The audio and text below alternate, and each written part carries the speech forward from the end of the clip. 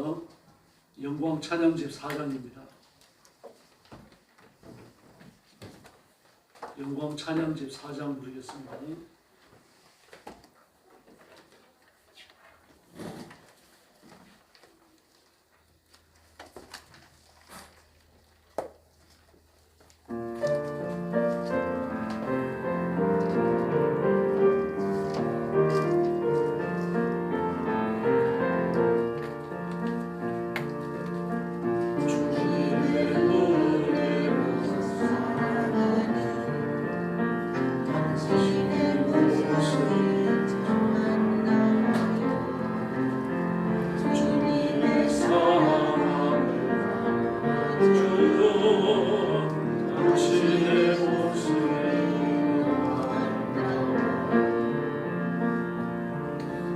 하나님을 감동시키고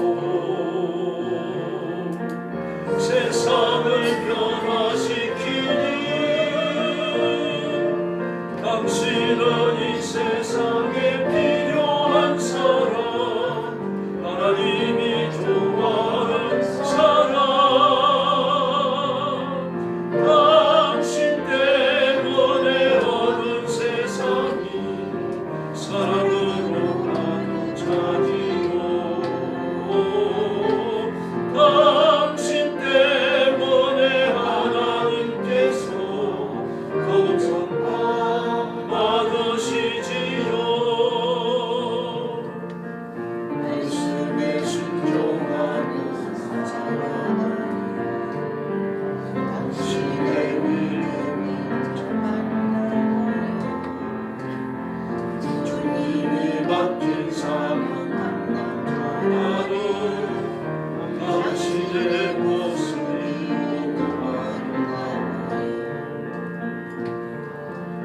하나님을 감동시키고 세상을 변화시키니 당신은 이 세상에 필요한 사람, 하나님이 좋아하는 사람, 당신 때문에 어두운 세상이 사랑으로 가득 차지요. 당신 때문에 하나님께서 공평과 받으시지요. 2절 말씀에 순종하며 당신의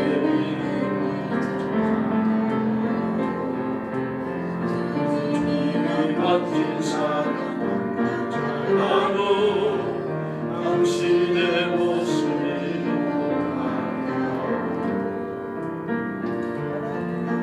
하나님을 감동시키고 세상을 변화시키니 당신은 이 세상에 필요한 사람, 하나님이 기뻐하는 사람, 당신 때문에 어두운 세상에 찬양으로 가득 차지요. 당신 때문에 하나님께서 공평과 받으시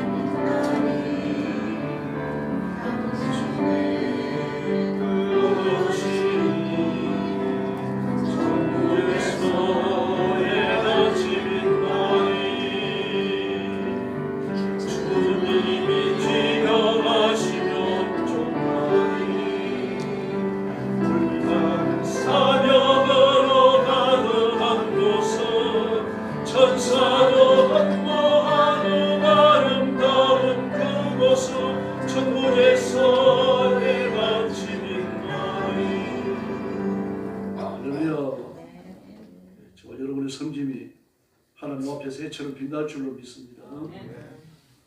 영광 찬양집 14장입니다.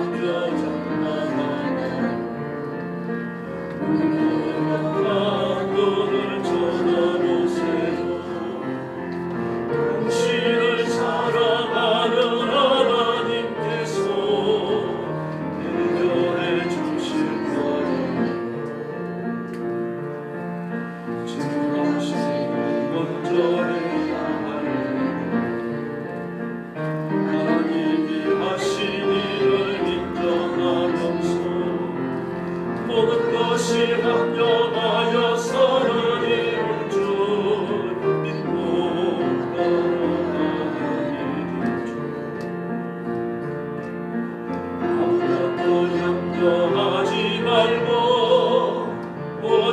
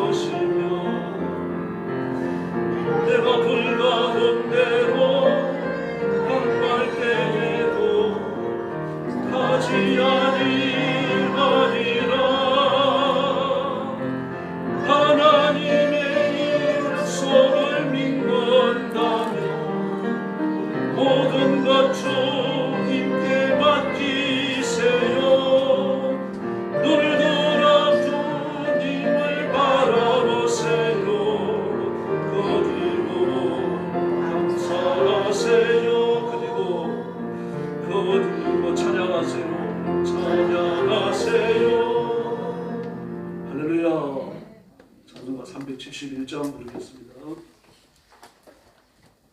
371장입니다.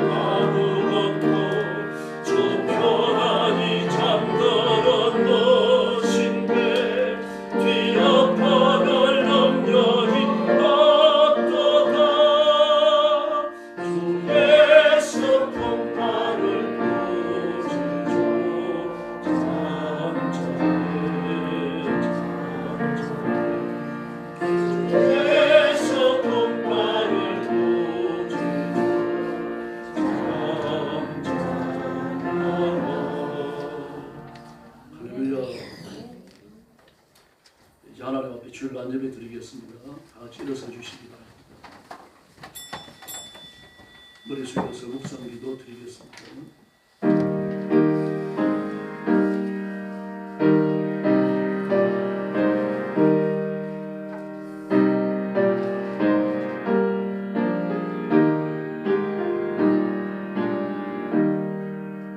또 이르시되 너희는 온 천하에 다니며 만민에게 복음을 전파하라. 믿고 세례를 받는 사람은 구원을 받을 것이요 믿지 않는 사람은 정죄를 받으리라. 아멘. 사랑의 아버지 감사합니다. 내가 지은 죄를 짊어지고 운명처럼 지옥의 형벌에 떨어진 저희들을 복음으로 부르사 그리스도의 피로 씻기시고 의롭게 하시고 깨끗게 하셔서 하나님의 자녀를 삼아 주셨으니 감사합니다. 오늘도 우리에게 주신 고귀한 직무를 따라 구원의 하나님, 창조의 하나님, 심판의 하나님 앞에 예배와 경배와 찬양을 바칩니다. 저와 성도들을 거룩한 예물을 받으신 주는 기뻐 받으시고 하나님의 품에 안으시고 복 내려 주시옵소서. 오늘도 땅끝까지 이르러 복음 전하는 선교사님들과 주의 종들과 사랑하는 성도들을 기억하시고 그 선교의 현장마다 주의 성령께서 권능으로 임하시며 하나님의 기적을 허락해 주시옵소서. 오늘 아침도 저희가 드리는 예배를 기쁨으로 받으시며 하늘 문을 여시고 복 내려 주시기를 원하옵고 예수님의 이름으로 간절히 기도 올리옵나이다. 아멘. 찬송가 제5장 부르겠습니다.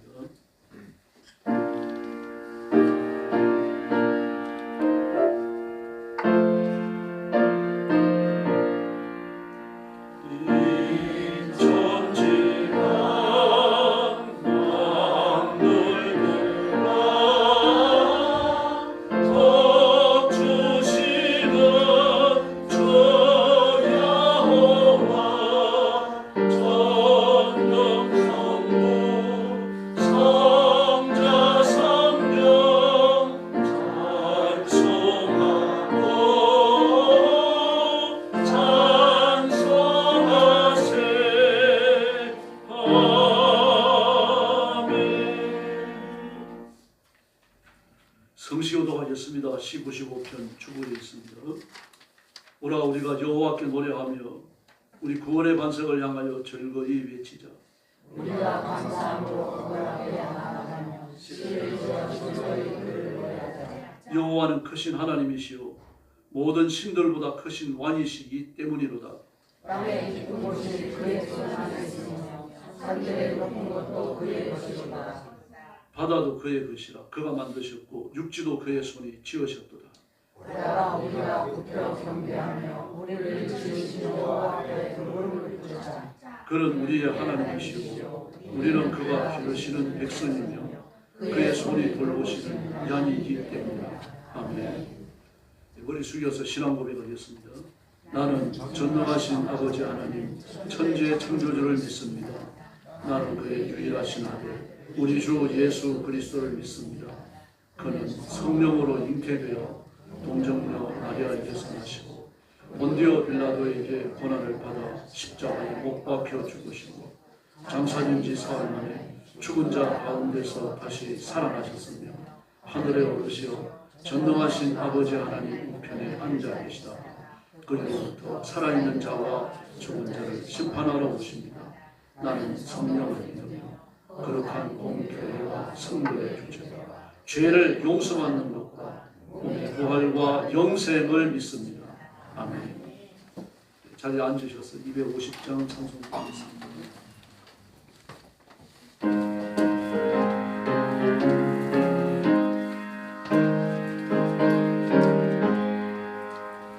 구주의 십자가 모혈로 내 씻음 받기를 원하네. 내 죄를 씻으신 주 이름 찬송합시다. 할렐루야 찬송합시다. 찬송합시다. 내 죄를 씻으신 주 이름 찬송합시다. 죄악을 속하여 주신 주 내 속에 들어와 계시네. 십자가 앞에서 주 이름 찬송합시다. 할렐루야 찬송합시다. 찬송합시다. 내 죄를 씻으신 주 이름 찬송합시다. 주 앞에 흐른 생명수 날 씻어 정하게 하시네. 내 기쁜 정성을 다하여 찬송합시다. 할렐루야 찬송합시다. 찬송합시다. 내 죄를 씻으신 주 이름 찬송합시다. 내 주께 대한 영혼은 생명수 가운데 젖었네. 흠없고 순전한 주 이름 찬송합시다.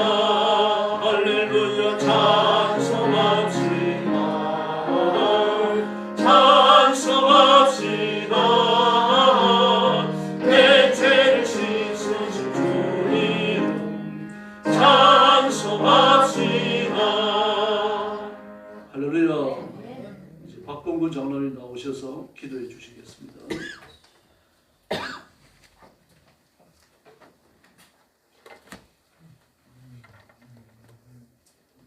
할렐루야. 사랑과 은혜가 풍성하신 우리 아버지 하나님, 4월 마지막 넷째 주일에 저희들을 이 거룩한 예배의 자리로 불러주시니 감사를 드립니다.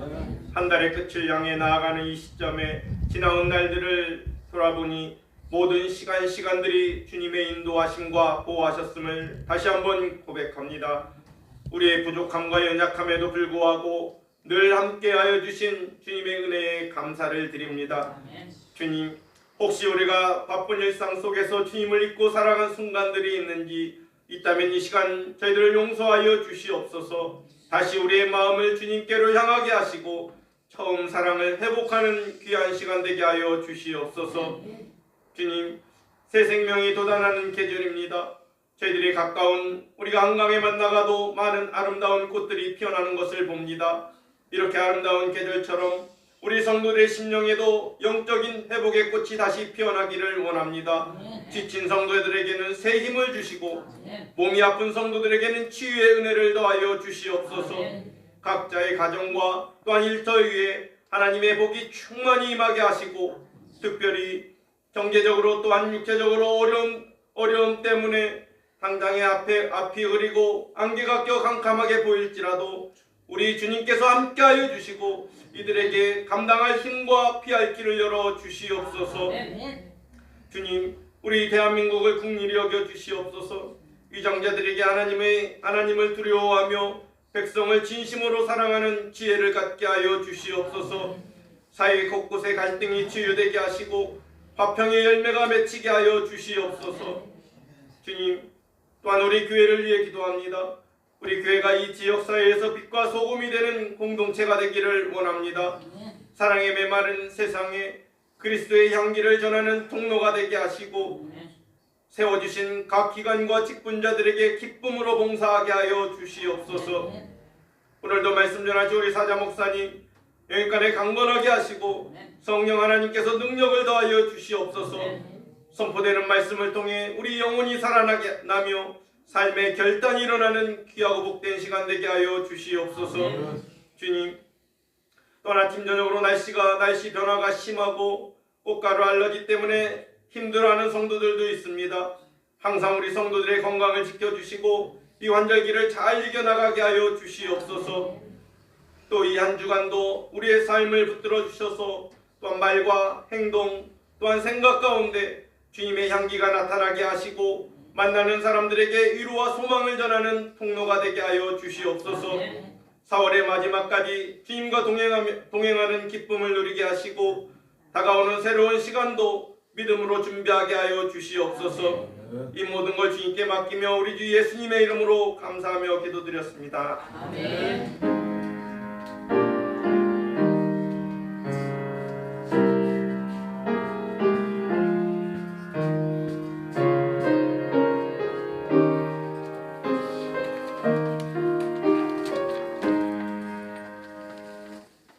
하나님 말씀 봉독하겠습니다. 구약 성경 이사야 26장 1절부터 7절까지입니다. 995페이지입니다. 구약 성경 995페이지.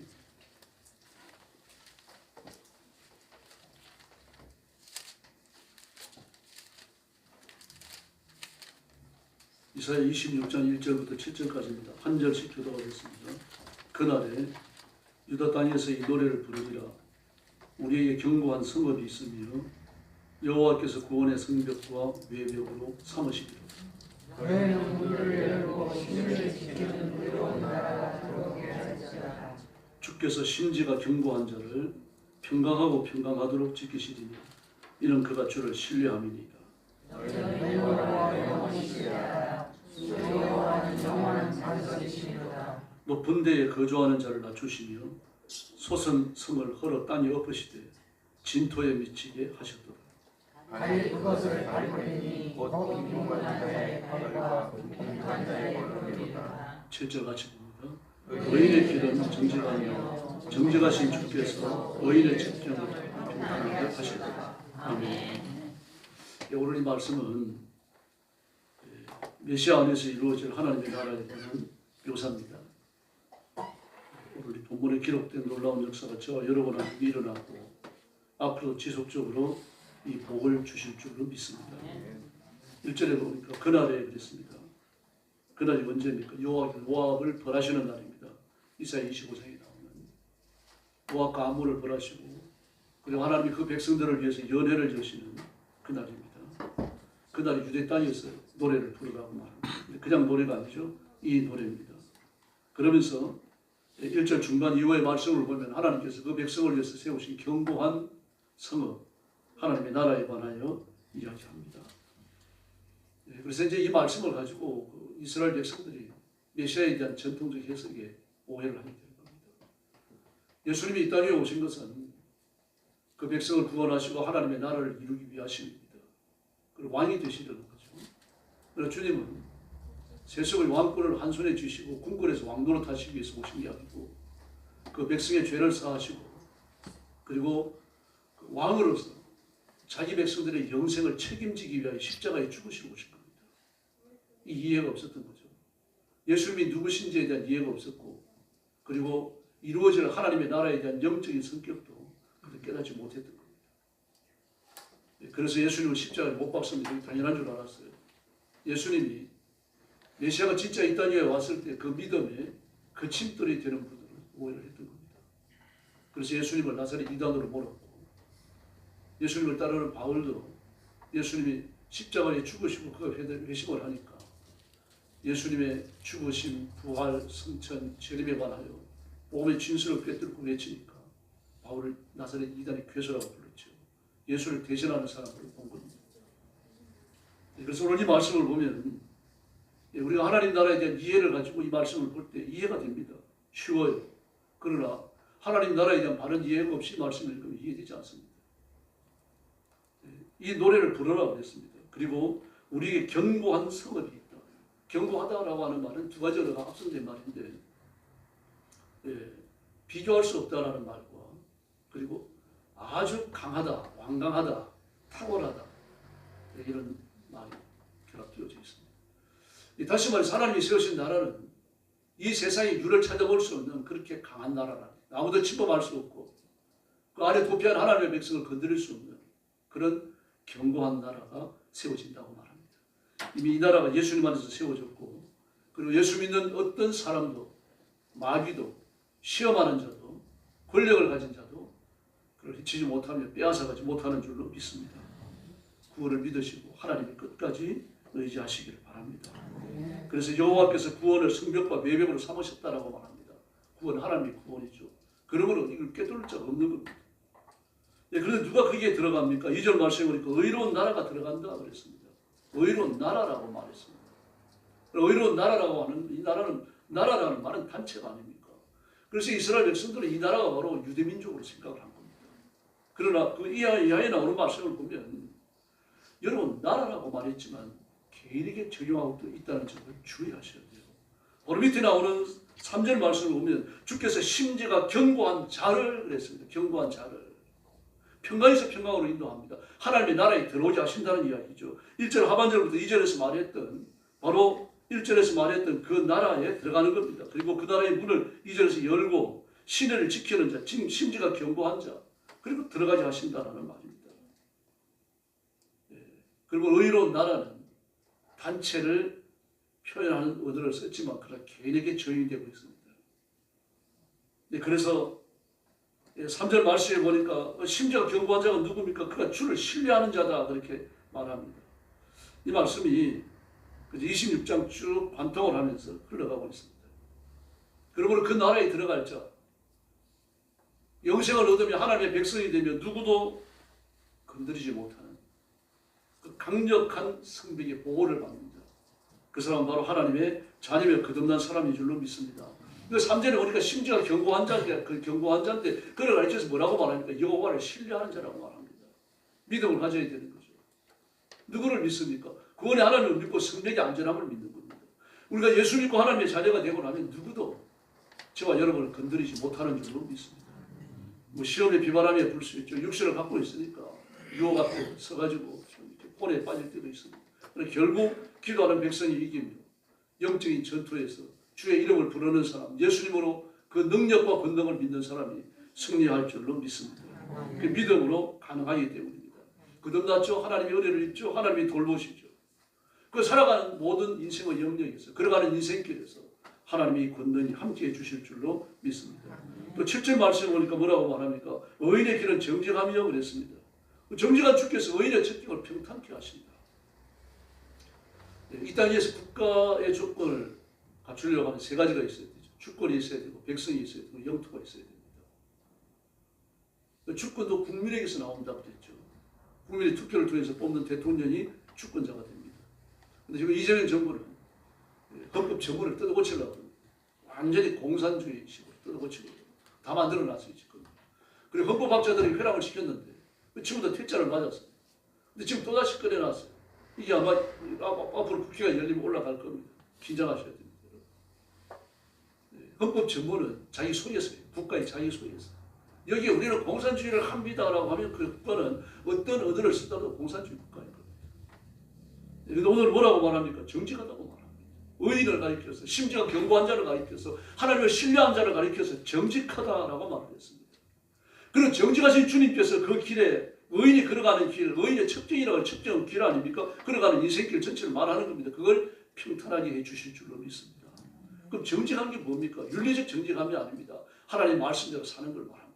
죄와 싸우는 것이며 악한 사단의 권세를 깨뜨리는 것이고 유혹 앞에서 자신의 성결을 지켜내는 것이 바로 정결한, 정직한 것입니다. 그럼 마귀는 어떻습니까? 속이는 자입니다. 요한복음 8장을 보면 마귀는 처음부터 거짓말한 자다 그렇게 말합니다. 정직하지 않다는 이야기예요. 처음부터 아담과 하와를 속일 때부터 누구를 내세웁니까? 뱀을 내세웁니다. 왜 뱀을 내세웁니까? 모든 하나님이 지으신 모든 피조물 중에 그가 가장 지혜롭기 때문이에요. 간교하다는 말은 번역을 고쳐야 돼. 옳지 않습니다. 하나님의 본성이 끝납니다.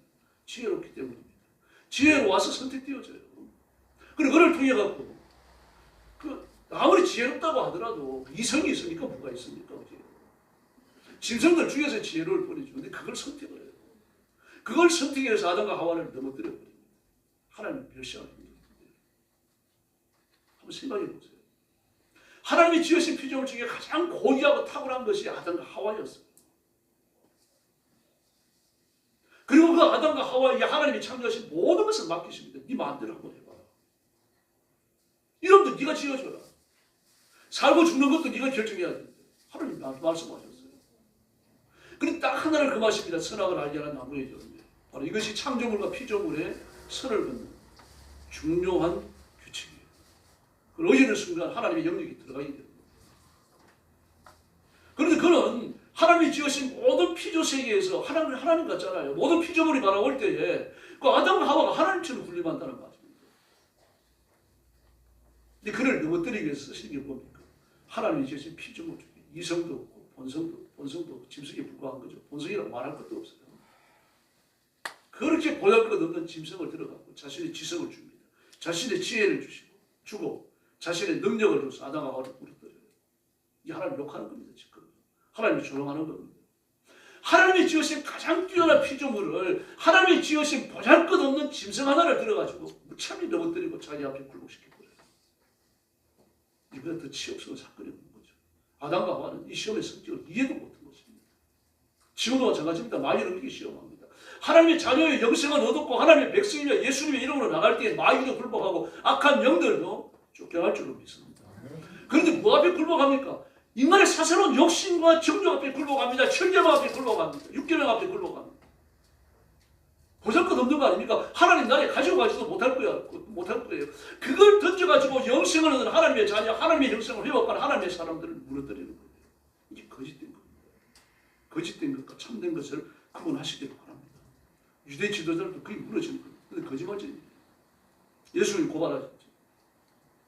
그래서 이 사람들을 가리켜서 그 하나님이 지으신 그 심지어 견고한 자를 인도해갖고 아무도 깨뜨릴 수 없는 견고한 성 하나님의 나라에 들어가지 않은 사람을 구절 말씀에서 뭐라고 말씀하십니까? 그리스도를 사모하는 사람이라고 말합니다. 그리스도를 사모하는 예수님만 생각하고 예수님만 의지하고 예수님만 따라간다는 얘기입니다. 이 관념의 세계를 이야기하는 게 아닙니다. 실제 삶을 말해요. 연애하는 애들 보십시오, 여러분. 그 직장에 나가니까 그렇지 직장만 안 나간다 그러면 아침부터 만나가지고 해질 때까지 밤늦게까지 말입니다. 뭐 여기 쏴다니고 구경하고 저기 쏴다니고 말입니다. 커피도 막 몇 잔씩 마시고 그리고 이것도 사 먹고 저것도 사 먹고 말이죠. 그래 속살그리고 그렇게 뭐 지집에 지적이잖아요. 그래 헤어질 때 어떻습니까? 이제 오늘 밤이 늦어서 헤어지자. 얘기 다 못한 게 있는데 집에 가서 전화를 하자. 전화 또 합니다. 1시간 2시간 전화하고 그 지쳐가고 잠들고 그 지겨워합니까? 지겨워하지 않습니다. 사모하니까 그래요. 한번 TV에서 연애하는 애들을 이렇게 몰래카메라 비슷한 거죠. 몰래카메라는 아닙니다만 그러나 본인들에게 알리지 않고 이제 촬영하는 거예요. 왜 그런가 하면 서로 정말 감정적인 이끌림이 있고 사랑하는 사람, 연애 감정을 느끼는 사람들이 서로에 대해서 어떤 행동을 하는지 그걸 이제 보기 위해서요. 이걸 찍는다 그래 놓으면 의식적인 행동을 하게 되니까요. 의식적인 행동을 못하지 하기 위해 가지고 찍은 거예요. 그런데 여러분 서로 사랑하니까 똑같은 행동을 취합니다. 희한해요. 한 놈이 머리를 끌거니까 또 머리를 끌고요. 한 놈이 밖을 치다 보니까 또 같이 밖을 치다 봅니다. 한 놈이 커피잔을 만지니까 앞에 앉아있는 애가 또 커피잔을 마십니다. 진짜 유유상종입니다. 행동을 같이 해요. 생각이 흐름이 같은 거죠. 감정이 교차하는 겁니다. 다시 말해서 인생의 첩경이 그들이 지금 꼬이고 있는 겁니다. 함께 휘말려 들고 있다는 이야기입니다. 그러면서 하나가 되는 거죠. 이 국각지가 낀 겁니다. 이거 벗어지기 전에 시집하고 장가가야 돼요. 그 벗어지고 나면 못 갑니다. 신기합니다. 이게 사모하는 거예요. 우리가 예수님을 사모하면요. 예수님을 닮게 되어 있습니다. 예수님이 뭘 하면 기뻐하실까? 내가 어떻게 하면 하나님이 좋아하실까? 이게 내 머릿속에 말 본성처럼 자리 잡게 된다는 말입니다. 이런 성도가 되기를 예수님의 이름으로 축원합니다. 그래서 생각하죠, 사랑하죠, 의지하고 신뢰하고 따라갑니다. 우리 헌신하게 됩니다. 나중에는. 그 연애하는 애들, 진짜 그 연애하는 애들을 보면요, 그 돈 쓰는 거 아까워하지 않아요. 뭐 내가 100일 날 무슨 선물을 해줬고, 뭐 무슨 값진 것을 해줬고 계산 안 해요. 덜 사랑하니까 계산하는 겁니다. 그래 그놈들 헤어질 때 보면요, 계산했던 거, 그 적어놨던 거 다 내밀고 도로 되찾아옵니다. 그게 뭔 사랑입니까? 거래한 거죠. 사모하는 건 그런 게 아닌데 죽어도 안 아까워야 됩니다. 뭘 더 줄 수 없을까 그러는 거죠. 그래서 12절에 보니까 뭐라고 말합니까? 오직 주님으로 사는 사람이라고 말합니다. 예수님 때문에 사는 사람. 예수님의 이름 때문에 사는 사람, 그 명성에 이끌려 사는 사람, 그 능력에 무장하고 그리고 권능을 사모하면서 살아가는 거예요. 이 땅에 누리는 건 전부 다 유한하다는 걸 알아요. 물질도 건강도 뭐 권력도 별거 아닙니다. 다 유한하다는 걸 압니다. 그런데 어떻습니까? 하나님은 영원합니다. 변하지 않는 것이 그 안에 있습니다. 오직 천국의 소망만 예수님의 이름 안에 있는 줄 믿습니다. 주님 우리를 날마다 새롭게 하시는 거죠. 변화시켜 주십니다. 온전케 해주십니다. 예수님을 만나고 새로워지는 거예요. 그래서 그 정치인들이 예수 믿어야 돼요. 변화받아야 됩니다. 이재명 대통령이 헌법 전문 아무리 안 고치려고 해도 안 고칠 수가 없어요. 왜 그렇습니까? 그걸 대통령으로 만들어준 사람, 그걸 지지해준 사람이 전부 다 누굽니까? 헌법 전문을 고치려고 그래요. 그러니까 예수님을 만나고 하나님의 자녀가 되고 민족의 운명 앞에 새롭게 서게 되면요, 그대로 싸우는 사람이 되는 겁니다. 김창희 목사님, 조인지 목사님, 옥하는 목사님, 이제부터 폐병 3기를 그친 사람들입니다.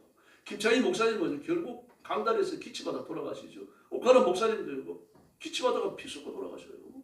죽는 날까지 하나님 그 폐병 안 고쳐주셨어요. 그러나 예수님을 만났고 한국 교회사에 지울 수 없는 흔적을 남기는 분들이 되어지죠. 이중필 목사님 보십시오. 그분은 그 한신청에서 신기한 분입니다. 한신청은 한국신학대에서 공부한 사람들인데 이 사람들은 예수님의 신성을 안 믿어요. 부처나 예수님이랑 똑같다고 생각하는 사람들입니다. 근데 희한하게 말입니다. 예수님의 신성을 믿어요. 천국과 지옥을 믿고 기도의 응답을 믿고요. 그리고 막 한신청 그 목사님들 와놓고 여러분 복음을 똑바로 전하세요. 여러분이 그 배원들을 가르치면 그게 복음이 아닙니다. 막 그 반대되는 말을 했습니다. 근데 한신청 그 대학 교수들 권력 있는 사람들이 건드리지 못했습니다. 왜 그렇습니까? 그 교회에 워낙 센 사람들이 많이 나오고 교회가 규모가 커버리니까요. 그걸 담당하면 걸려가지고 수술을 3번 합니다. 그러고 나서 돌아가셔요. 그래서 2번째가 3번째 수술 때 이제 마취를 하고 누웠습니다. 의사가 말하는 게 목사님 3번째 수술인데요. 이번 수술 잘 마치면 장수하실 겁니다. 그래요. 목사님이 그러십니다. 육신 갖고 장수 안 해도 괜찮습니다. 목회하는데 지장 안 될 정도로만 치료해 주십시오. 그랬어요. 그래서 이제 마취 주사를 놨습니다. 마취 주사를 놓고 이제 그 시간이 있을 거 아닙니까? 마취되는 시간이. 그 시간이 지난 다음에 이렇게 쿡쿡 찔러봐요. 찔러보니까 그 뭐라 그러는 거면 아니, 덜 죽었네. 수술 못하겠네. 그냥 가는 거예요. 근데 그 말을 듣는데 이 은혜를 받았어요. 그게. 세상에 덜 죽으니까 수술도 안 되는구나. 내가 지금까지 덜 죽고 목회를 했구나. 그래서 물어요. 그분이 거기서. 여러분 완전히 죽어야 됩니다. 듣기 싫어도 아멘 하셔야 돼요. 그리고 바로 죽어야 돼요. 여러분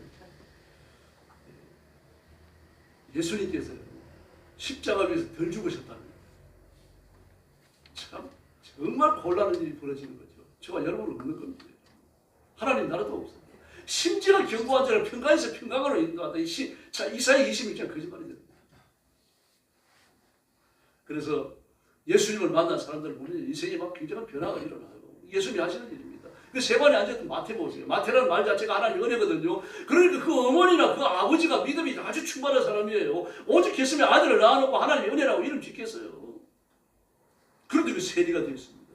우리가 아는 대로 세리는요, 이스라엘 백성들에게 정말 개처럼 멸시받던 사람들입니다.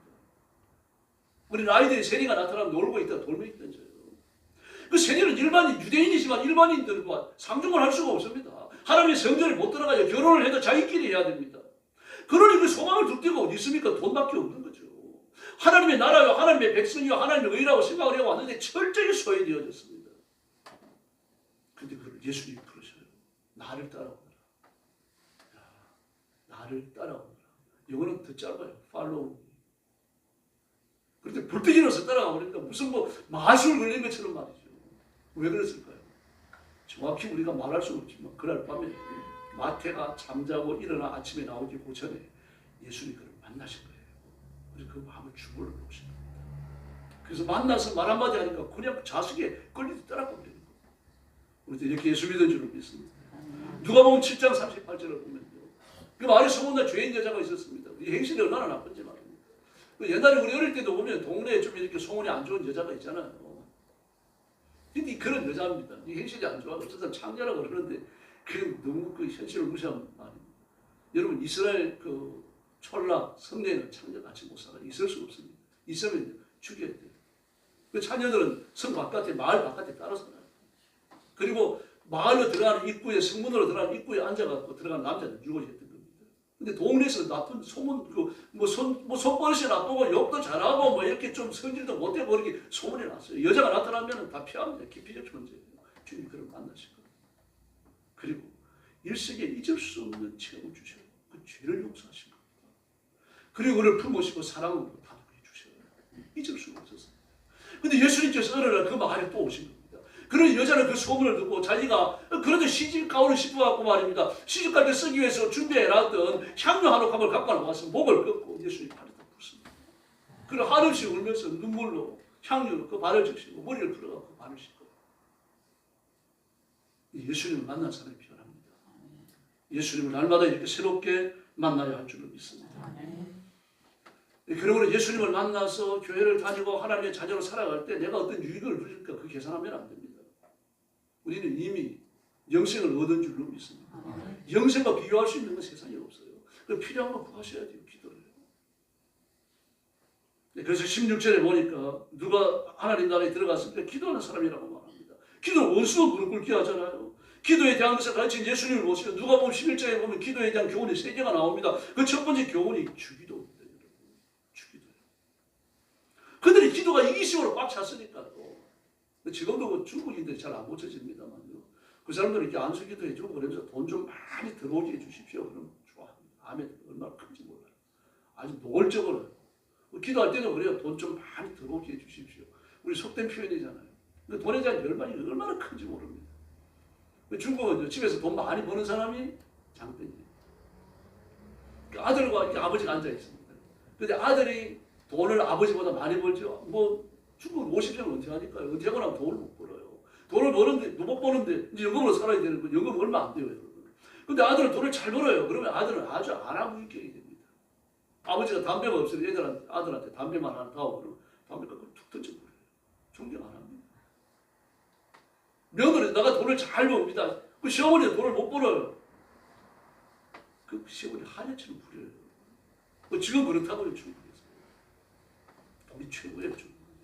우리는 예수님이 최고의 줄로 믿습니다. 예수님과 비교할 게 없는 거죠. 기도하는 사람은 그래서 기도하는 겁니다. 하나님의 능력과 권능에 붙들리는 거죠. 그래서 주기도를 기도하라는 얘기입니다. 육신의 것을 위해서 구하지 말라는 얘기죠. 하나님의 영생하는 생명과 하나님 나라의 영원한 삶의 태도, 그리고 그것을 이루기 위해서 기도하고, 있다가 없어지는 것은요, 그 뒤에 가가지고 일용할 양식을 주옵시고 그뿐이에요.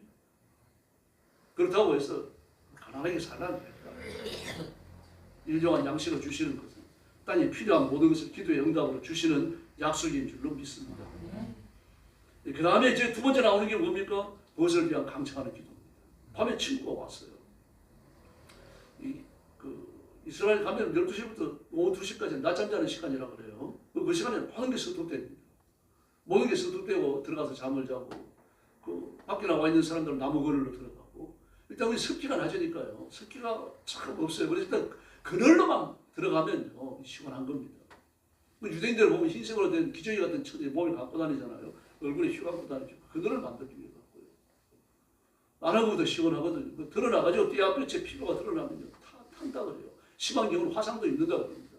그래서 그런 띠아볕에 습기가 없는 맹렬한 띠아볕에 이 훈련이 안 된 동양 사람들이, 그 우리나라 같은 사람들요, 그 중동에 가가지고 사막의 광야에 잘못 들어가면 한 30분 나와 있어도 화상이 오버린다고.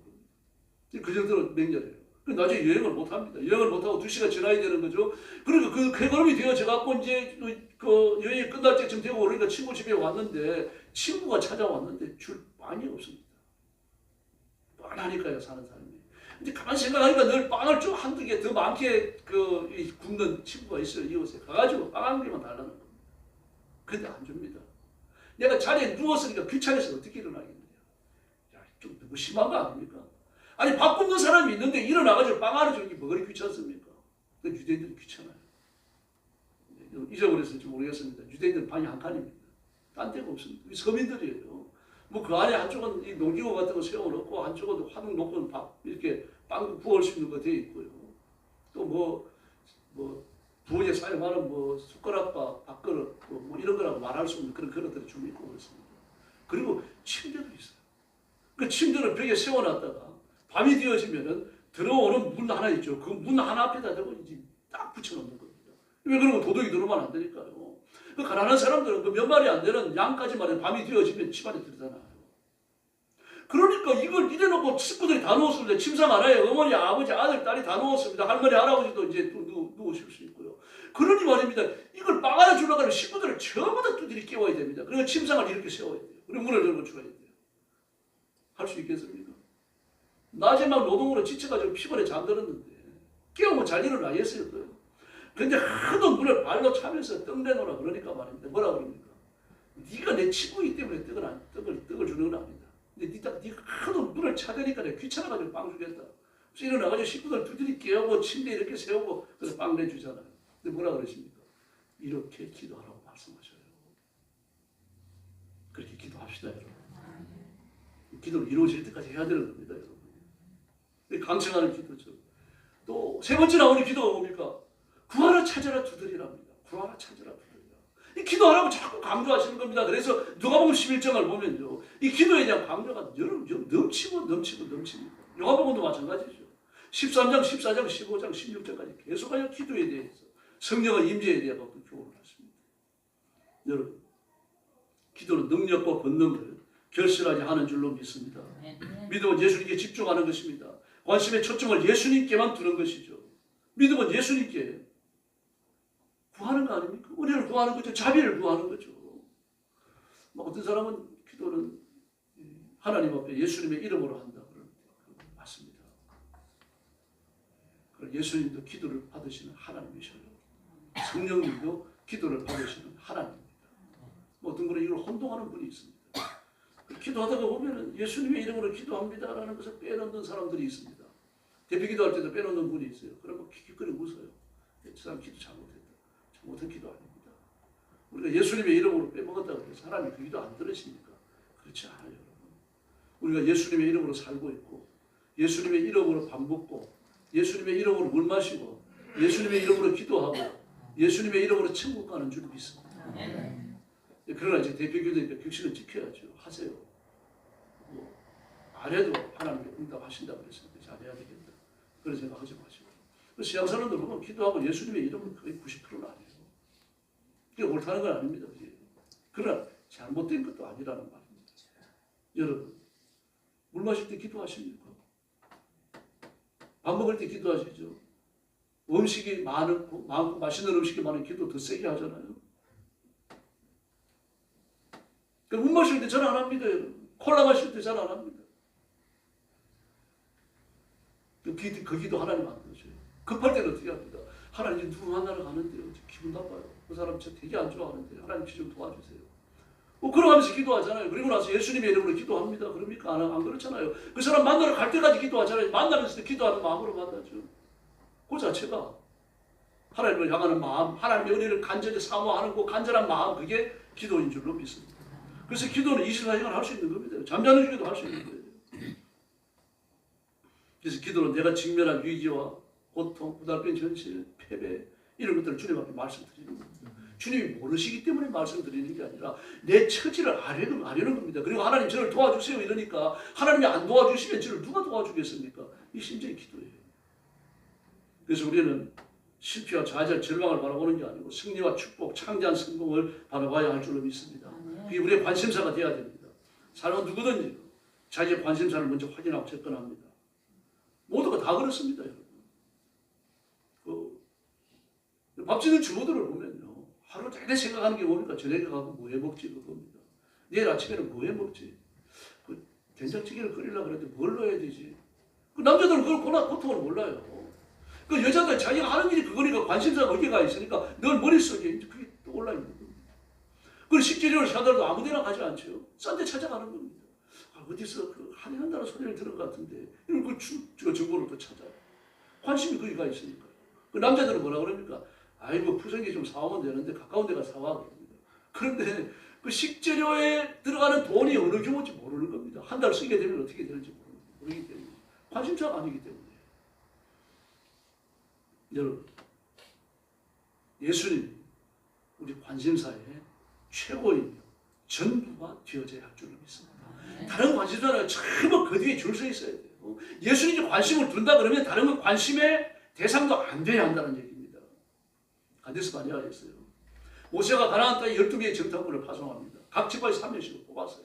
그런데 여러분, 절대 다수인 10명과 절대 적은 숫자의 여호수아와 갈렙 두 사람이 보는 게 완전히 달랐습니다.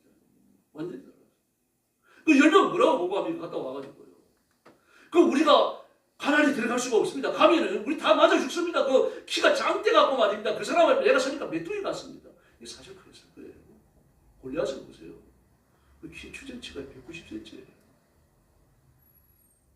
창이 57kg, 이 갑옷이 57kg짜리였어요. 창은 17kg짜리였어요. 뭐 이런 거인과 싸움이 되겠습니까, 여러분? 이 싸움이 될 수도 없는 거예요. 그걸 가면 다 죽는다고 말하는 거죠. 일단 한두 사람은 있습니까? 프락 전체가, 타운 전체가 말이야. 그런 사람들 꽉 차 있습니다, 한쪽은요. 그 가나안 전체가 아니라, 가나안 전체 중에서 마을 하나, 가나안 전체 중에 타운 하나가 그런 키 큰 거인들을 꽉 차 있다는 거죠. 그게 무서운 거죠, 두려운 거예요. 다른 데서 이기더라도 거기 가면 죽는다는 거예요. 그걸 보고 왔어요. 근데 여호수아와 갈렙은 그들이 못 보는 걸 봅니다. 그들은 우리의 밥이다. 할렐루야. 그들은 그 거인 중에 능력을 받지만 여호수아와 갈렙은 뭘 봅니까? 전능하신 하나님을 본 겁니다. 하나님의 능력으로 혼이와 갈라지는 하나님의 능력의 권세와 임재가 시내산에 어떻게 나타났는지 하나님께서 만나를 주시고 메추라기를 주시고 마실 물을 주시고 말입니다. 떨어지지 않는 옷과 떨어지지 않는 신을 주셨던 이 능력, 전능하신 하나님을 본 겁니다. 이 관심사가 조금 더 흐트러지지 않냐고 가나안을 정탐하는 동안도 꿰뚫고 있었습니다. 우리의 관심이 이렇게 되어져야 할 줄로 믿습니다. 여러분, 여호수아와 갈렙은요 10사람이 못 보는 것을 보는 눈을 가졌습니다. 영적인 눈입니다. 우리가 이 눈을 가지고 이 눈을 사용하고 인생을 살아가야 합니다. 새로운 비전을 갖는 겁니다. 이 땅 위에서는 어차피 여러분 그저 흐물흐물하고 그렇게 살다가 경고한 게 없이 살다가 하나님의 심판 앞에 전부 다 불타고 무너지게끔 되어 있습니다. 도래하는 메시아의 나라, 하나님의 나라, 영생하는 천국, 거기만이 우리가 가서 살아야 할 곳인 줄로 믿습니다. 이사야 53장은 흑암 속에 비치는 구원의 빛에 대해서 말합니다. 심판의 황폐함이 얼마나 무서운지를 보여줘요. 근데 그 심판의 황폐함과 하나님의 영광을 비교합니다. 이사야 54장 1절과 2절에서는요. 본문을 읽을 시간이 없습니다. 그리고 이렇게 나타나는 하나님의 구원의 능력과 권능 그 배후에 있는 심판의 황폐함과 비교하면서 이 구원의 위대함과 구원의 찬란함과 구원의 영광스러움이 바로 우리를 위해서 예배되었다. 그렇게 외쳐요. 메시아를 통해서 주시는 이사야 26장이 바로 이 나라와 똑같은 나라를 이야기하는 겁니다. 그러면서 그날에 누가 들어가는가? 이사야 35장을 읽으면 놀랍니다. 왜 그렇습니까? 거기에 들어가는 사람이 장애인들이에요. 못 보는 사람, 말 못하는 사람, 못 듣는 사람, 팔과 다리에 장애가 있어갖고 하나님 나라에 하나님의 백성으로서 그리고 하나님의 성전에 들어가면서 꿈에도 생각하지 못했던 그 사람들, 그들이 들어간다라고 말을 해요. 그들이 가난한 사람들이 전체입니다. 주님 그들을 치료하시고 온전케 하시고 새롭게 하시고 포로와 같이 마귀에 붙들려 살고 저주와 패만에 붙들려 살는 그런 사람들을 예수님 구원하셔서 하나님 나라에 들여보내신 줄을 믿습니다. 그래서 이사야 61장 2절을 보니까 하나님께서는 은혜의 기회를 선포하기 위하여 예수님을 보내셨다라고 말합니다. 은혜의 기회. 이 메시지는 제가 따로 준비하고 있습니다. 그래서 그날을 보복이라고 비교를 해요. 은혜의 해면서 보복의 날이다 그렇게 말씀하시는 겁니다. 은혜의 해라고 하는 건 희년이라는 말입니다. 모든 것이 원주인에게 되돌아간 원상복권의 날입니다. 하나님이 주셨던 창조적 상태, 하나님이 주셨던 무지하고 모든 은총과 능력과 권능과 영생의 성들이 예비되어져 있던 바로 그 나라로 되돌아가는 걸 말하는 겁니다. 그런데 그 날이 어떤 날입니까? 복의 날. 누구한테? 마귀와 악한 영들. 예수 그리스도의 십자가에 대속과 부활 그리고 성천과 재림을 끝까지 부정하는 자들이 무서운 복의 날입니다. 그래서 요한복음 3장에서 뭐라 그럽니까? 예수를 믿지 않느냐? 믿지 않음으로 이미 심판을 받았다라고 말합니다. 저와 여러분, 하나님의 보복의 대상이 아니라 구원의 대상이고 하나님의 백성이며 하나님의 자녀며 그리고 십자가의 보혈의 권능으로 이 땅에서 승리하며 성공하는 승리자들이 될 줄로 믿습니다. 그래서 우리가 혹시 고난을 극복하지 못하더라도요. 위기와 어려움이 있고 기도의 응답이 되지 않더라도 여러분이 잃어버린 것, 얻지 못한 것을 계산해서는 안 됩니다. 하나님이 주신 것 더 많은 것을 소유하며 살아가기 때문입니다. 그걸 붙들어야 돼요. 그래서 우리가 정말 겁나게 재산 많이 가진 부자들을 보면 우울증이 걸려요. 왜 그런가 하면 이미 가진 것이 충분히 많은데 계속하여 많은 돈을 못 번다 그래가지고 우울증이 걸립니다. 지금 데모하는 노조들 보십시오. 목사가 이런 말 하면 안 됩니다. 재산 좀 탱통 허리 좀 나야 돼요. 이미 받고 있는 연봉이 1억이 대부분 다 넘어요. 대부분 다 넘어요. 더구나 그들이 귀족 노조라고 부르는 2,300여 명이었어요. 2,300여 명이요. 거의 평균 그 연봉이 1억 5천에서 3억 가까이 되어요. 이런 돈을 갖고 있는데 더 원하는 거예요. 더요. 어떤 돈을 원합니까? 1년 동안에 벌어들인 수익의 3분의 1을 내놔가지고 그걸 전부 다 나눠주라는 얘기예요. 노조원들에게. 심지어 해외에서 번 돈까지 그 전부 다 계산을 해갖고 나눠주라는 얘기예요. 이런 게 어디 있습니까 지금? 이게 무엇이죠? 여러분, 하나님의 의도 아니고 아무것도 아닙니다. 그래 되면 우리나라 망해요. 지금 우리나라가 정상적입니까? 경제 하나 정말 죽을 면에 다 해가지고 버티고 나가고 있는데 그것마저 극복을 못하게 됩니다. 그래서 나라와 민족을 위해서 계속 기도해 주시기 바랍니다. 우리 민족도 하나님의 은혜 안에서 성공하고 승리하고 온 세계를 섬기는 그런 복이 예비된 줄을 믿습니다. 그래서 하나님 앞에 엎드리면요. 좌절과 절망 없는 것 바라보지 말고 있는 것 바라보면서 더 큰 소망을 가져야 됩니다. 하나님이 절망을 희망으로 바꾸어 주시고 죄 용서하여 주시고 더러운 질병도 치료해 주시고 우리 삶의 풍성한 복도 주시는 줄로 믿습니다. 그래서 예수님은 나를 천당 데려가시는 걸로 끝나는 게 아닙니다. 이 땅에 사는 동안 하나님의 풍성한 은혜를 주셔서 승리하며 살도록 그 복을 주시는 겁니다. 그러나 이 복은 그냥 온 게 아닙니다. 예수님의 십자가의 죽으심으로 완성된 복입니다. 그 십자가는 무서운 것입니다. 하나님의 아들이라도 별 수 없는 것이었어요. 하나님의 저주가 송두리째 쏟아진 것입니다. 노아 홍수 때도 하나님의 자비가 나타났죠. 또 노아의 가족들이 구원받지 않습니까? 소돔과 고모라에서도 하나님의 자비가 나타났죠. 롯의 가족이 구원받지 않습니까? 그래 십자가 위에서는 구원받지 못합니다. 예수님께 어떤 구원의 여망도 없습니다. 하나님께 버림받는 그 참혹한 현실을 아셨어요. 그래서 뭐라고 말합니까? 나의 하나님, 나의 하나님, 어찌하여 나를 부르십니까? 나의 아버지라고 부르지 않습니다. 나의 하나님. 심판의 하나님을 가져간 거예요. 그리고 엄청난 고통 속에 예수님 보내죠. 그리고 우리가 구원받습니다. 그래서 우리는 십자가를 바라볼 때마다 치가 떨려야 돼요. 교회는 십자가에 흘리신 그리스도의 보혈의 피로 피 냄새가 진동해야 합니다. 보혈이 강물처럼 교회 안에 흐르고 있어야 할 줄로 믿습니다. 그래야 내 죄가 용서된 겁니다. 죄는 인간을 철저히 파괴시킵니다. 일단 죄를 짓고 나면 죄의 노예가 되고 마귀의 노예가 됩니다. 이 죄를 벗어버리려고 하면요, 예수님의 이름 말고는 딴 방법이 없습니다. 그런데 여러분, 예수 믿는 믿음이 인간에게 원천적으로 없어요. 이게 문제입니다. 그래서 예수 믿고 나면 믿음을 선물로 주시는 거예요. 어떤 사람 따집니다. 목사님, 왜 인간에게 믿음이 없습니까? 믿음이 있습니까? 여러분의 삶을 잘 돌이켜 보십시오. 없어요. 뭐가 있습니까? 수학적 확률이 있습니다. 뭐 사귀어봤더니 나한테 한 90% 잘하더라, 나한테 한 80% 70% 정직하더라, 그러니까 사귀어지는 겁니다, 여러분. 그러나 한판이 나를 속이고 나를 이용해 먹으면 아주 단단하게 담을 쌓아버리죠. 정교입니다. 끊어버리죠. 요즘 애들 손절한다고 그렇게 되는 겁니다.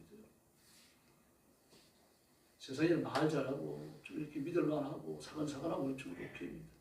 10번 중에 8번 9번만 잘하면 다 최고라고 생각해요. 그거는 이런 게 아닙니다. 예수 믿고 나니까 8명 9명만 천국 같으니까, 예수 믿고 하나님의 자녀가 되고 나니까 그저 구원받을 확률, 하나님의 사랑을 받고 은혜를 입고 이 세상에서 살아가는데 하나님의 인도함을 받을 확률이 80% 90%입니까? 여러분, 우리 죽고 나면 천국밖에는 갈 데가 없는 줄로 믿습니다. 예수 믿고 나면요, 그가 얼마나 망가졌든지 간에요, 상관없이 천국에 갑니다. 기독과 형편 없는 종교에서 그런 게 아닙니다. 여러분, 예수님께서 그렇게 형편 없는 사람까지 변화시켜가지고 하나님 나라에 데리고 가시는 줄로 믿습니다.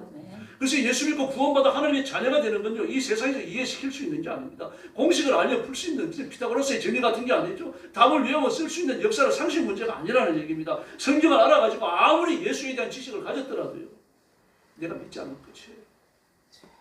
그래서 예수님을 내 개인적인 구조로 만나셔야 합니다. 예수님을 체험하셔야 합니다. 이게 영생을 주시는 유일한 주님은 예수님밖에 없는 줄로 믿습니다. 그래서 예수님 한 분이면 충분합니다. 기도가 응답되는데, 내가 복받고 병고침 받는데 내 나라가 살고 죽는 것이 결정되어지는 것까지 예수님의 이름으로, 예수님의 능력으로, 걸리신 보혈의 능력으로 되는 줄 믿습니다. 하나님은 내가 하나님 앞에 갔을 때 너 어느 대학 나왔느냐, 몇 평짜리 아파트에 사느냐 절대로 묻지 않으십니다. 인간의 관심이에요. 하나님의 관심이면요, 내가 예수 믿어 구원받았느냐, 그리스도의 피로 씻겨졌느냐, 이게 하나님의 관심입니다. 그 이름을 높이 들어야 할 줄로 믿습니다. 여러분, 그러므로 예수 그리스도의 보혈로 씻김을 받지 않았다고 하면요, 나는 뭘 해도 그단이에요. 예금과 적금과 보험을 해야 해가지고 하나님 앞에 바치고 집을 팔아가지고 바쳤다고 하더라도요, 생명을 바쳤다고 하더라도요, 주님은 나를 늘 모른다고 하십니다. 마태복음 7장 22절과 23절을 보니까, 주님, 우리는 주님의 이름으로 귀신 쫓아냈습니다. 악한 영들을 몰아냈습니다. 병도자를 고쳤습니다. 그런데 뭐라 그럽니까? 나는 너를 도무지 모른다고 말합니다. 여러분, 자기 열정에 붙들리지 마시고 복음의 열정에 붙들리시길 바랍니다. 아멘. 그래서 보혈은 전인체 구원을 이룹니다. 그래서 예수님 한 분이면 만족한 겁니다. 그래서 여러분, 예수 잘 믿읍시다. 따라하시기 바랍니다. 내가 죽으면 천국까지 갈 데가 없다. 할렐루야. 다시 말해서 예수 안 믿고 다른 길을 갈 그런 기회조차 없다는 얘기입니다. 그러므로 잘 믿읍시다. 이제 믿는 분한테 얘기 한번 하세요. 이왕 믿는 거 잘 믿읍시다. 할렐루야. 예수님을 따라가고 저주에서 해방된 그리스도인이 되어져서 하나님의 복받아 승리하는 성도들이 되기를 예수님의 이름으로 축원합니다. 기도하겠습니다. 자비하신 아버지, 감사합니다. 오늘 아침도 주 앞에 와서 엎드렸습니다. 성령님 능력과 권능으로 임하시고 저희들을 사로잡으시고 복음에 붙들려 살고 십자가에 붙들려 살고 예수님 때문에 감동하여 살고 하나님의 은혜 속에 승리하며 살아가는 저와 성도들이 되게 하여 주옵소서. 그러가는 인생의 척견을 평탄하게 하시고 죄와 싸워 승리하게 하시며 약한 영들을 몰아내고 악한 마귀의 거칠에 깨뜨리는 승리자들 되게 하여 주시옵소서. 하늘의 능력과 권능을 주시고 온 세상에서 오직 예수님만 사모하며 예수님만 바라보는 하나님께서 우리를 보실 때 기뻐하시는 존귀한 백성들이 되게 하여 주시옵소서. 예수님의 이름으로 간절히 기도 올려옵나이다. 아멘.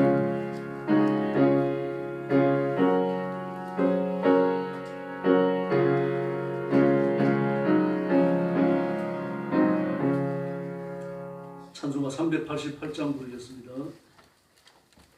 4절 부를 때 헌금 드리겠습니다.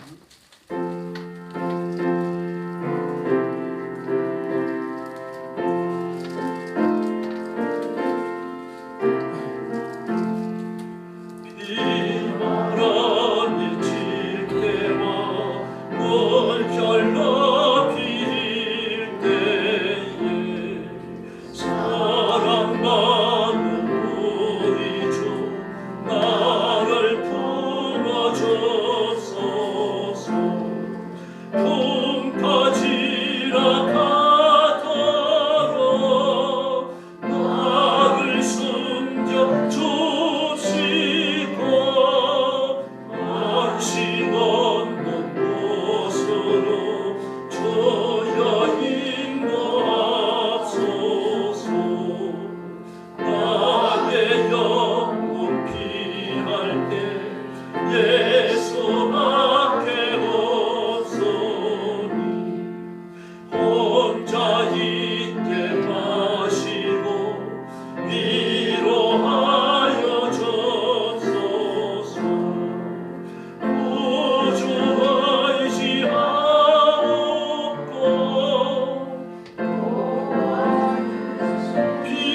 비워니 알 수 없는 죄인을 주여 보옵소서. 전도하신 예수께 나의 소원이 있으니 병든 자와 맹인을 고쳐주신 핍니다. 나에게는 죄악이 가득하게 찼으나 예수께 진리와 노래 전가하도다. 나의 죄를 사하는 주의 은혜 크도다. 생명수로 고치사 나를 품어주소서.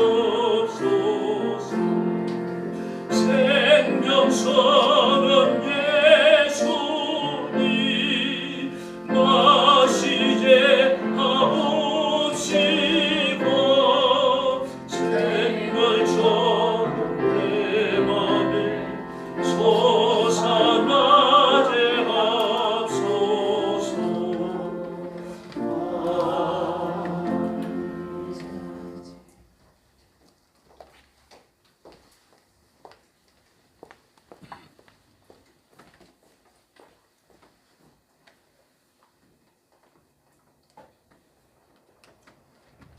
기도하겠습니다. 자비하신 아버지 감사합니다. 우상을 숭배하고 하나님이 계신 것을 알지도 못했고 굿하고 점치고 고사 지내고 제사 지내던 저희들을 부르셔서 지난 죄는 묻지도 않으시고 사하시고 그리스도의 보혈로 씻겨 의인으로 삼으셨으니 그 은혜의 영광을 돌립니다. 내게 일어난 이 우주적 변화와 사건과 축복을 기억하고 지금까지 그랬던 것처럼 앞으로도 더 큰 열정으로 예수님 한 분만 사모하며 살아가도록 인도하여 주시옵소서. 이 결심하는 성도들을 붙드시고 품에 안으시며 이 땅에 사는 동안 필요한 물질의 복과 건강의 복을 주시기 원합니다. 병져 눕고 인생의 남은 기회를 병 고치는 데 허비하지 않도록 기적을 베풀어 주시옵소서. 또 믿지 않는 불신자 찾아가서 돈 때문에 구걸하지 않게 하시고 쓰고 나누어 주고 베풀 물질을 풍성하게 허락해 주시옵소서. 주님 앞에 이 모든 소중한 것들을 예물로 바치오며 예수님의 이름으로 간절히 기도 올리옵나이다. 아멘.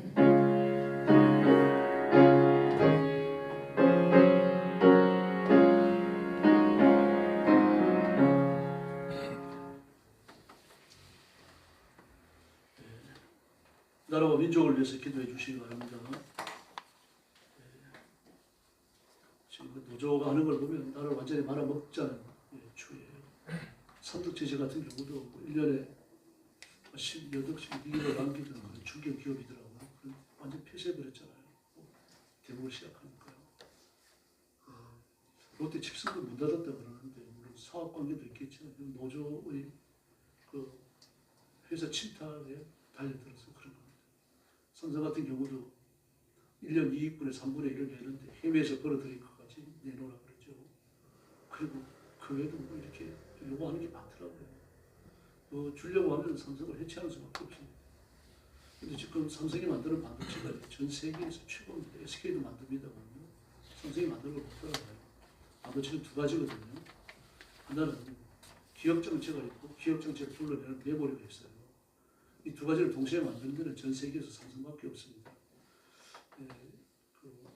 대만의 TSMC 같은 경우는 메모리를 만들어냅니다. CPU는 못 만들어요. 만들긴 합니다만 주문하면 그것만 만들어내요. 그러니까 CPU 여기서 사고 메모리 저기서 사고 그 외에 관계되는 여러 가지 구성물들을 사가지고 이걸 다시 세팅을 해야 됩니다. 근데 삼성은 그걸 한꺼번에 해가지고 팔아요. 그 굉장히 안정되어 있습니다. 더불어 이제 고급 성능을 요구하면 요구할수록 그 세팅해서 안정화시키는 게 무엇보다 중요하거든요. 전 세계 어떤 회사도 이걸 못 따라갑니다. 그래서 2028년도까지 삼성을 앞길이 탄탄대로다 그렇게 세계 경제인들이나 학자들이 이야기하고 있어요. 2028년도까지는요. 삼성의 기술을 넘볼 회사가 없는 걸로 봅니다. 그런데 여러분 삼성이요. 발목이 잡히면 공장이 서툴됩니다. 한 번 공장이 서툴되면 삼성 같은 큰 저런 규모가 큰 공장은 한 달이 지나가야만 재가동이 된다 그래요. 심각한 문제죠.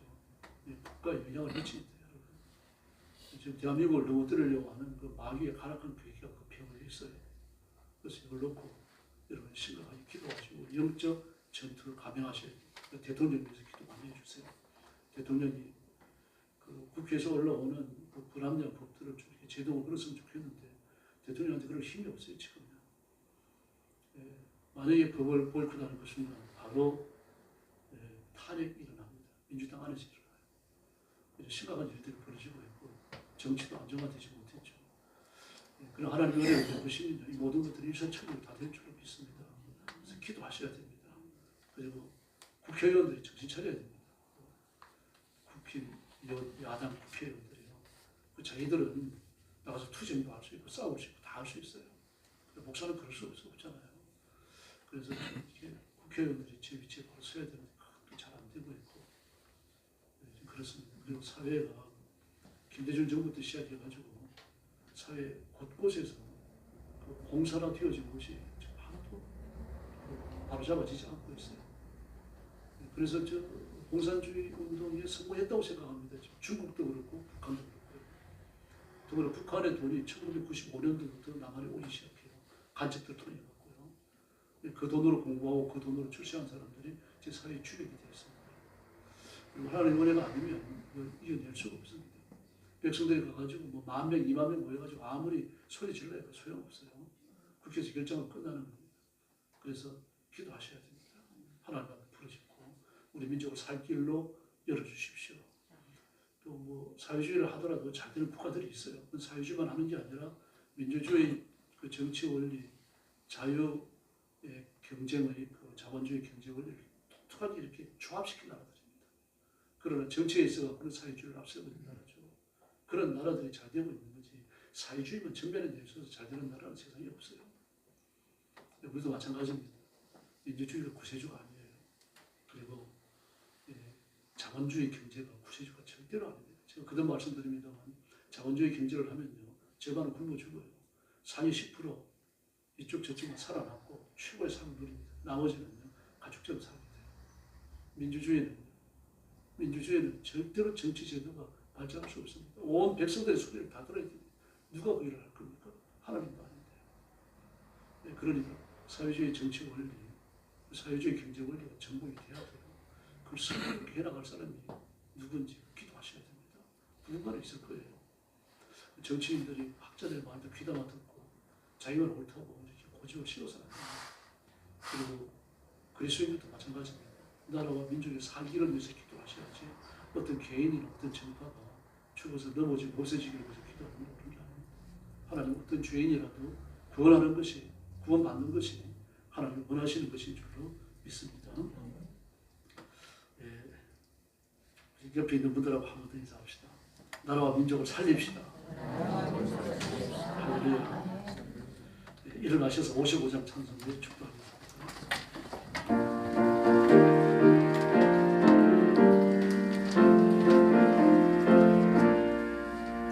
주 이름으로 모였고 우리가 지금 헤어질 때에 언제나 함께 하시며 평안케 하옵소서. 아멘. 이제는 우리 구주 예수 그리스도의 은혜와 하나님 아버지의 극진하신 사랑과 성령님의 도우심과 인도하심과 교통하심이 오늘 예배에 참석하여 기쁨으로 예배하고 말씀을 따라 살기를 새롭게 결단하고 하나님의 복받고 승리하기 원하는 사랑하는 모든 성도들 머리 위에 영원토록 함께 계실지어다. 아멘.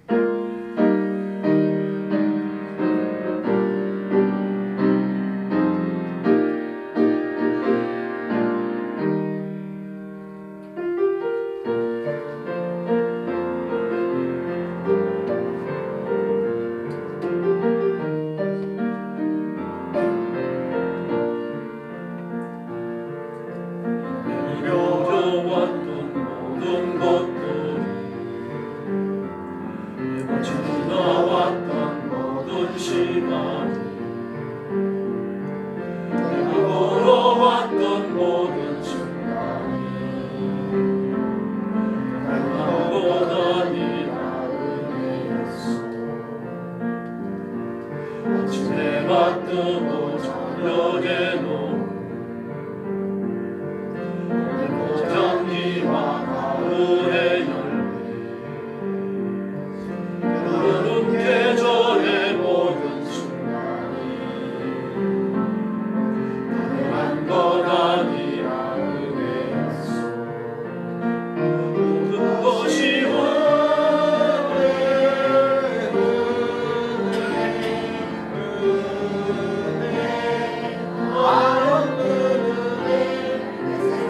당연한 것 하나도 없었던 것을 모든 것이 은혜였어.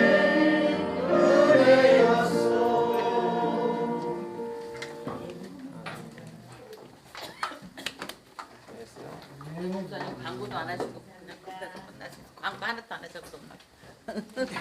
정치 얘기 나라 얘기하시다가 광고도 안 하시고 막